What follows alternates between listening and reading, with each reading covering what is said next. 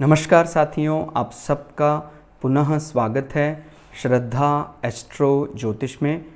आज हम लोग डिस्कस करने वाले हैं श्रीमद् भगवद गीता अध्याय 1 श्लोक 24-25। इन श्लोकों में क्या कहा है, किनको ये धारण करना चाहिए।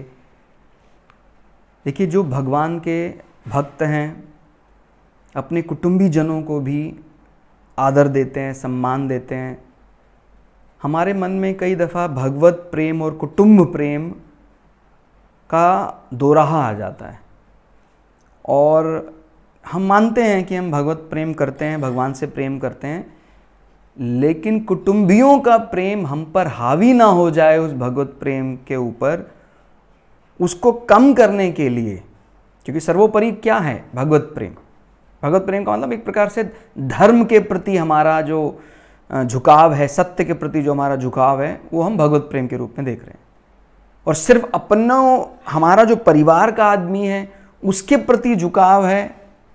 प्रेम तो अच्छी चीज़ है, लेकिन प्रेम में कोई ये इस प्रकार का बंदिश, इस प्रकार की बाउंड्री नहीं है कि भाई अपने ही उस प्रेम के हकदार हैं, दूसरे नहीं। सभी प्रेम के हकदार हैं। जो भगवत प्रेम है वो किसी जाति, समुदाय, देश के बंधन में नहीं बंधता है। और जब आपके अंदर सच्चा भगवत प्रेम है तो भगवान भी अपने सारे ऐशो आराम को त्याग कर आपके सेवा में आ जाते हैं। जितना प्रेम भक्त करता है भगवान से, भगवान भी भूखे हैं प्रेम के। भाई जैसे बोलते हैं, एक अच्छे शिष्य को हमेशा गुरु की तलाश रहती है। इसका विपरीत भी सही है। अच्छे गुरु भी अच्छे शिष्य की तलाश में रहते हैं कि मुझे वो नहीं मिला, आज तक ऐसा शिष्य नहीं मिला जो मेरा सारा खजाना मैं उसको दे सकूं, नहीं तो मेरा खजाना ऐसे ही चला जाएगा। तो भक्त और भगवान का ये जो संवाद है, ये बात बताता है कि भक्त का परीक्षा भी होती है। भगवान टटोलता है कि भाई कहीं ऐसा तो नहीं है कि भाई ये सामने इनके रख दूं, इनके पितामह को, इनके गुरु को, फिर ये दोबारा से कुटुंब के, परिवार के उसमें फंस जाएं और मुझे भूल जाएं। तो अब फिर उसी में संजय बोलते हैं कि हे धृतराष्ट्र, क्योंकि वो एक प्रकार की वार्तालाप के रूप में इसको भगवद गीता को रचा गया है। तो संजय बोल रहे हैं धृतराष्ट्र को कि अर्जुन द्वारा इस प्रकार कहे हुए महाराज श्री कृष्णचंद्र ने दोनों सेनाओं के बीच में, यानी अर्जुन ने इच्छा जताई कि भाई मुझे दोनों सेनाओं के बीच में जाने की इच्छा है, और भगवान श्री कृष्ण परमात्मा स्वरूप वो अर्जुन के सारथी बने हुए हैं। भाई आप ये देखिए, हम अर्जुन को क्या बोल रहे हैं? गुणा केशेन, सुंदर केश वाले, और जिन्होंने अपनी निद्रा को भी जीता हुआ है। अर्जुन के निद्रा उसके अधीन है। एव मुक्तो ऋषिकेश, ऋषिकेश यानी एक प्रकार से जिनकी इंद्रियां उसके अधीन हैं, उनके बंधनों में वो नहीं बंधा हुआ है। तो वो तो परमात्मा ही है जिनकी इंद्रियां पूरी तरह अधीन है। तो उनकी इच्छा करने पर भगवान उनके सारथी बनने के लिए भी तैयार है। और वो रथ को द्रोणाचार्य और भीष्म के सामने ले जा रहे हैं, माने वहां ले जा रहे हैं जहां मुख्य रूप से इनके पितामह यानी परदादा और इनको दर्शन हो इनके गुरुदेव के। तब ही असली परीक्षा होगी भाई कि वो भगवत प्रेम चुनता है कि वो कुटुंब प्रेम चुनता है। ठीक है। उत्तम रथ को खड़ा करके इस प्रकार कहा कि हे पार्थ, युद्ध के लिए जुटे इन कौरवों को देख। अब इच्छा जताई अर्जुन ने कि मैं देखना चाहता हूं अपने शत्रु को नजदीक से। तो भगवान भी रथ को उस जगह लेकर गए जहां उसका कुटुंब प्रेम, भाई सामने वाले पाले में दुर्योधन भी हैं, ऐसे कई व्यक्ति हैं जिससे अर्जुन के मन में एक खटास भी है, द्वेष भी है कि भाई ये व्यक्ति ठीक नहीं है, इसने इस प्रकार से किया था।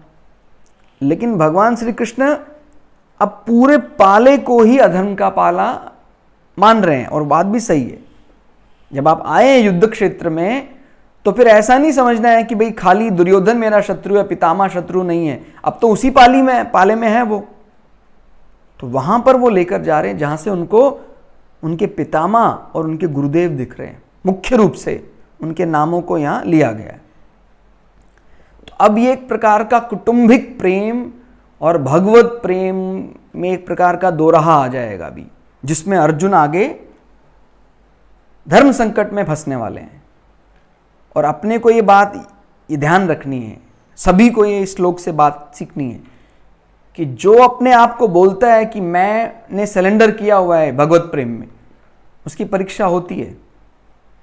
तो कभी आपको इस प्रकार का कोई आपके परमात्मा से, आपके गुरु से कोई ऐसी परीक्षा आती है सामने, कोई आपको चेक किया जाता है, उसके लिए आप तैयार रहना चाहिए। ऐसा नहीं कि जब आपकी परीक्षा है तभी आप हथियार डाल दें। अर्जुन हालांकि व्यथित होगा, अभी आप भगवत गीता आगे पढ़ेंगे तो समझ में आएगा कि अर्जुन इस परीक्षा की घड़ी में एक बार परेशान हो जाएगा, और ये अवश्यंभावी है। सभी के जीवन में ये परिस्थिति आएगी ही आएगी, अपने को मान के चलना है। क्योंकि हम संसार में रह रहे हैं, दोष है तभी तो रह रहे हैं, लेकिन उस दोष से निकल कर उस पूरे युद्ध को जीतना, ये एक बहुत बड़ा गुण यहां दिखाई देता है। भाई अगर मेरे जीवन में इस प्रकार का धर्म का दोराहा आएगा, धर्म संकट आएगा, एक तरफ गुरु हैं, एक तरफ धर्म है, किसको चुनूं? धर्म को ही चुनना है। कितनी बड़ी बात बताई गई है। उन्हीं गुरु ने सिखाया था, क्योंकि कि धर्म को ही चुनना है आपको, और गुरु जानते भी हैं कि मैं धर्म के पाले में नहीं हूं। तो फिर परमात्मा आपको सामने ले आता है, आपके कई दफा पितामह और गुरु को ले आता है। कहते हैं यार जिससे मैंने सीखा वही सामने आ गए हैं। पितामह ने मुझे हाथ पकड़कर चलना सिखाया, बचपन में सारा प्रेम दिया। अब वो क्योंकि अधर्म के पाले में है, सौभाग्य से दुर्भाग्य से वो ईश्वर तय करे। लेकिन ऐसा हमारे जीवन में हो सकता है, किसी व्यक्ति के हम, ऐसा क्या बोला जाता है आजकल कि हम तो उनके अंधभक्त, उसके ब्लाइंड फॉलोवर हैं। ऐसा नहीं है, हम धर्म के भक्त हैं, जो धर्म पर अडिग है उसके भक्त हैं। और जैसे ही धर्म उससे डिगेगा, अगर धर्म निकल जाएगा, व्यक्ति का क्या करना है अपने को। और ये सब पर लागू है। देख रहे हैं आप कौन से संबंध आए हैं जो जीवन में सबसे ज्यादा मान्यता रखते हैं। गुरु सर्वोपरि, सदैव पूजनीय है, उनको सामने शत्रु पाले में रखा है। और भगवान जानबूझ करके आपका जो कौटुंबिक पार्ट है वो आपको अभी चैलेंज करेगा कि नहीं, मैं गुरु से तो नहीं लड़ सकता हूं, उसी ने तो हमें अपने सिखाया है लड़ना। भगवत गीता सिखाती है कि धर्म की रक्षा के लिए अगर किसी ने सिखाया है धर्म का पालन करना, वो भी सामने आ जाए, उसके खिलाफ भी युद्ध करना ही है। यही धर्म है।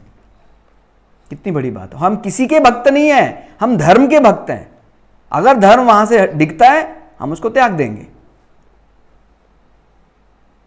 त्याग देंगे मतलब शत्रुवत व्यवहार करेंगे, उस पर उतने ही तीक्ष्ण बाण छोड़ेंगे जितने तीक्ष्ण बाण हम अपने परम शत्रु पर छोड़ना जानते हैं। उतना ही जो बेरहमी शत्रु पर बरतनी चाहिए, वो अवश्यंभावी बरतना ही चाहिए। लेकिन अगर आपको लगे कि नहीं यार ये मेरे शत्रु पाले में आ गया अभी, उसको थोड़ी मैं नरमी बरतूं, ऐसा कोई ज्ञान भगवत गीता में नहीं दिया हुआ है। भगवान ने डांटा उसको। अभी आप आगे पढ़ेंगे, आप में से कई लोग जानते भी होंगे, ये हमारे सबके जीवन में आएगा ही। ऐसा नहीं कि बच सकते हैं। संसार में आए मतलब दोष है, वो परेशान कर लेगा, हमें मोह जकड़ लेगा। लेकिन उस ट्रैप से, उस बंधन से निकलकर भगवत प्रेम को ही हमें स्वीकार करना है। एक तरफ कुटुंब प्रेम है, एक तरफ भगवत प्रेम है। और भगवत प्रेम का मतलब यहां धर्म के प्रति हमारा समर्पण है। धर्म ही अंततोगत्वा विजयी होता है। बहुत बड़ी बात बोली जाती है कि भाई चाहे अधर्म के पाले में वो कुछ भी कर लें, कैसे भी व्यवस्था बना लें, किसी को भी ले आए, परमात्मा स्वयं भी आ जाए अगर अधर्म के पाले में, परमात्मा ने बोला है ना वो, अगर परमात्मा भी अधर्म के पाले में आ जाते हैं और आपको धर्म से लड़ना है, परमात्मा आपसे हार जाएंगे। प्रकृति के सारे नियम भी बदलने पड़े तो धर्म को जीतने के लिए बदले जाते हैं। आप कभी कल्पना कर सकते हैं भगवत गीता कितनी बड़ी बातें बताती है। जिस भीम को विष खिलाया गया मारने के लिए, वो विष खाने के बाद और ज्यादा बली हो गया। ये कौन सा संविधान, ये कौन सा तरीका है? ऐसा होता है, जो धर्म के पाले में ऐसा होता है। भगवान अपने संविधान, अपने नियम, कायदे कानून, संविधान मतलब क्या, हम लोगों ने मिलकर तय किया ये इसका ये फल होना चाहिए, इसका ये फल होना चाहिए। अगर वो संविधान, वो नियम अधर्म को जीत दिलवा रहा है, वो नियम बदल देंगे हम।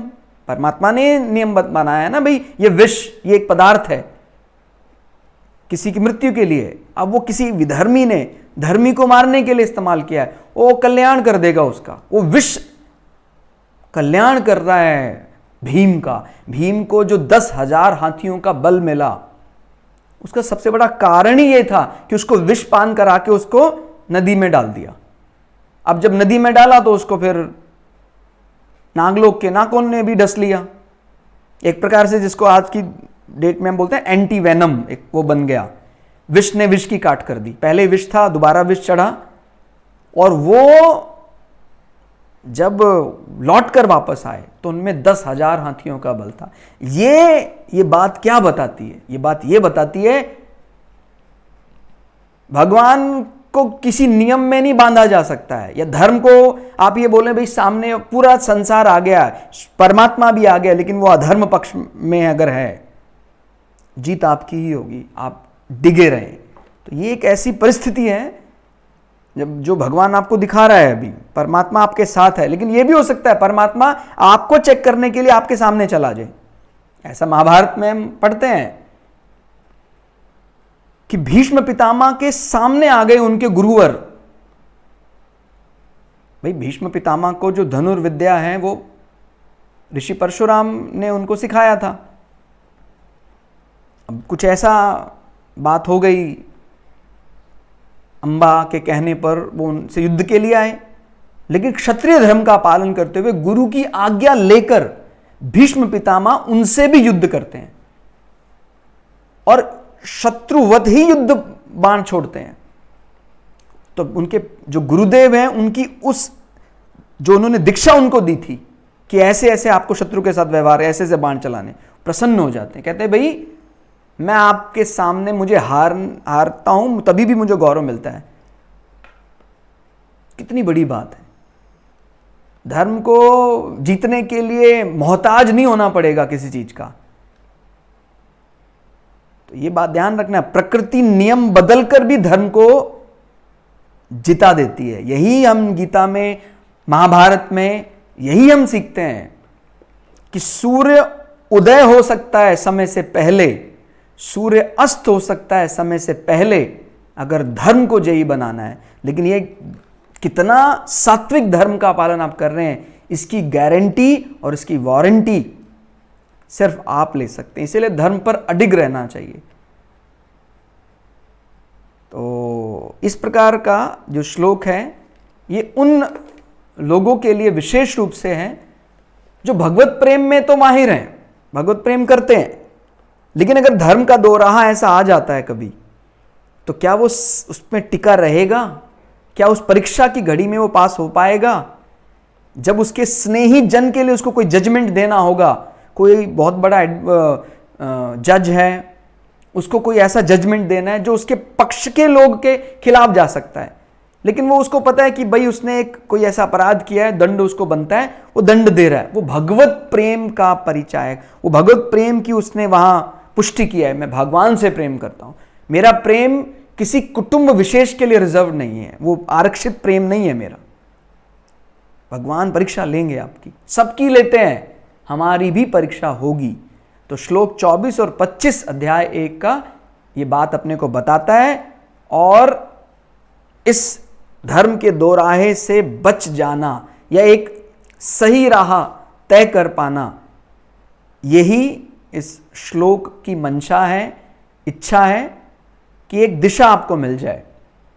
भगवान आपको ऐसी जगह खड़ा करेंगे लाके, परिस्थितियां आएंगी ऐसी, तब आपको स्वयं निर्धारण करना होगा कि भगवत प्रेम को चुना जाए, क्योंकि वह परमात्मा ही, आपने जो भगवान के लिए प्रेम दिखाया वो परमात्मा जो पूरे संसार को चलाने वाला है, वो आपका ड्राइवर बनने के लिए भी तैयार है, आपको चला रहा है, आपके रथ के घोड़ों को कहां ले जाने वाला है, कहां दिशा में ले जाने वाला, वो बन गया है अभी।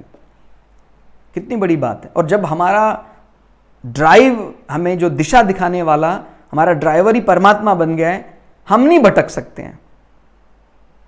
लेकिन उस वो तो ड्राइवर है, लेकिन अपनी इंद्रियों को कंट्रोल करना वो तो आपका काम है, वो परमात्मा नहीं करने वाला है। आपके उस स्नेह के कारण वो आपका ड्राइवर बन गया, वो आपके रथ को भी हाँक रहा है। लेकिन आप अगर इस जाल में फंस गए तो फिर वो भगवत प्रेम को ना चुनने के कारण ईश्वर सारा आपके प्रति जो स्नेह है उसको छोड़ सकता है, उसको शून्य कर सकता है। इसलिए ध्यान रखना है कि भाई ये श्लोक अपने को यही एक प्रकार का इंडिकेट कर रहे हैं कि जो परमात्मा पूरे संसार को चलाने वाला है वो आपके रथ को चला रहा है। उस स्नेह के कारण आपने भगवान के प्रति जो श्रद्धा भाव समर्पण दिखाया है। लेकिन अगर वही भगवान कभी आपको अपने रथ को लेते लेते के कुटुंबियों के सामने खड़ा कर देता है, तो फिर आपको परमात्मा को चुनना है कि कुटुंबी जन को चुनना है, वो आपको तय करना है। तो दोस्तों आज के लिए इतना ही। श्लोक अर्थ आपको कैसा लगा कमेंट करके जरूर बताइएगा।